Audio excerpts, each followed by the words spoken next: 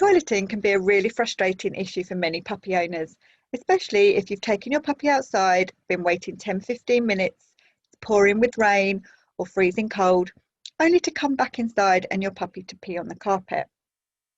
Let's just have a little look at some of the facts.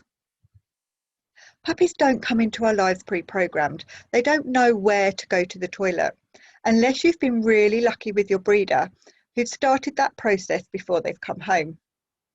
It can take our pups up to 5 months to master bladder control, and also they won't be able to go through the night to start with. So what is the solution?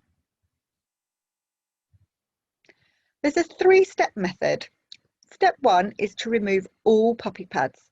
So when you finish listening to this video, I want you to go and put all your puppy pads or newspaper straight in the bin. All they do is teach your puppy to go to the toilet indoors.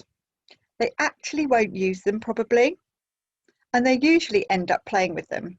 If you continue to use puppy pads or newspaper, toilet training will take much longer. Step 2 is to establish a routine. So take your puppy outside every hour or so to the spot that you'd like them to go. Wait around 10 minutes. Use a lead if they're likely to become distracted in the garden, and calmly reward them as soon as they go. Some puppies you may need to take out every 30 minutes, so you just need to play it by ear.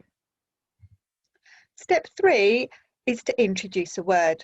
So once they're consistently going to the toilet outside, you can start to add a word which your puppy will start to build an association with, something like be clean or wee wees. This will lead them to eventually being able to go to the toilet on cue. Just some other points to consider. It's a good idea to keep a diary. Always go outside with your puppy armed with treats. Don't wait for your puppy to come back indoors before you reward them.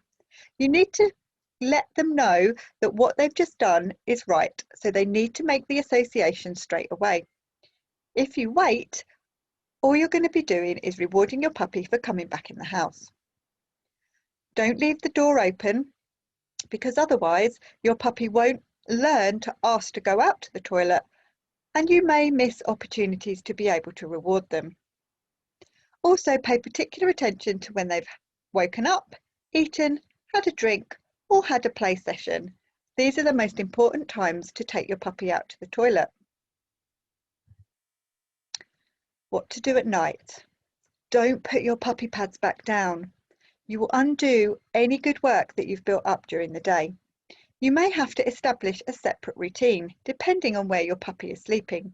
If they're sleeping in the bedroom with you, then you're likely going to be able to hear them if they wake up and need the toilet. If your puppy is sleeping downstairs, then you may just need to tweak your bedtime routine. Maybe go to bed slightly later and get up slightly earlier. Also, set an alarm for halfway through the night.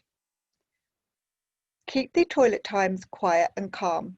So when you do come down in the middle of the night to let your puppy out, make sure you're nice and quiet, calm, take them out to go to the toilet, bring them back in, settle them and go to bed.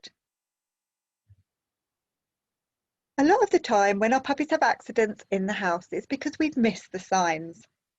Look out for these signs: sniffing, circling, squatting, and a sudden stop in activity. Sometimes they can be really subtle. What if they do have an accident? Don't punish your puppy, as they're not doing anything wrong.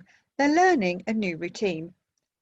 If you do punish them, they are likely to become frightened to go to the toilet in front of you, even outside. Just clear it up nice and calmly and use an enzymatic cleaner. Also, just review your routine. You may just need to make a few simple tweaks.